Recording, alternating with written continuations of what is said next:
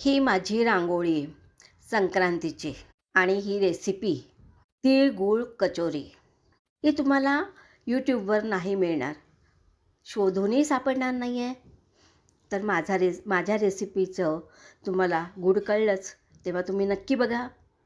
त्यातील सारणसुद्धा इतकं सुंदर झालं आहे. तुम्ही म्हणाल ही गोड कचोरी कशी खायची?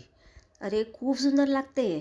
एक भांडं मी गूळ घेतला आणि मायक्रोला गरम करून घेतला 1 मिनिटावर. तो छान वितळला. बघू शकता तुम्ही, सुंदर मेल्ट झालेला आहे.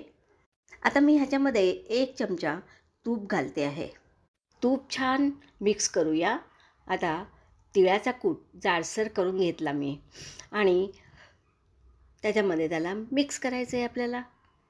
तीळ कच्चे नाही आहे हां, भाजून घेतलेले आहेत. आता हा पाक आपण मिक्स करून झालं की वेलची पावडर टाकलं आहे आणि एक छोटीशी वाटी खोबरा कीस घातला. त्याने चव खूप सुंदर लागते. आता ह्याचे आपण छोटे छोटे बॉल्स बनवून घेतो आहे.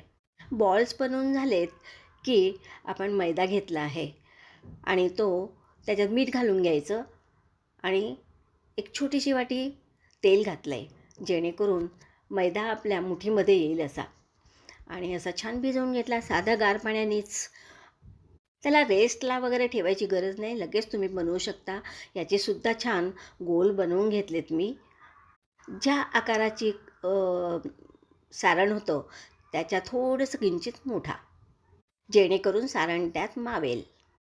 आणि छान गोल वाटी करून उंड्याची त्याच्यामध्ये आपण तो तिळगुळाचा गोल ठेवणार आहोत आणि तो वरपर्यंत बंद करायचा आणि पूर्ण बंद झाल्यावर छान दाबून मिक्स करायचा आणि गोल गोल बनवा किंवा चपटे बनवा, चालेल.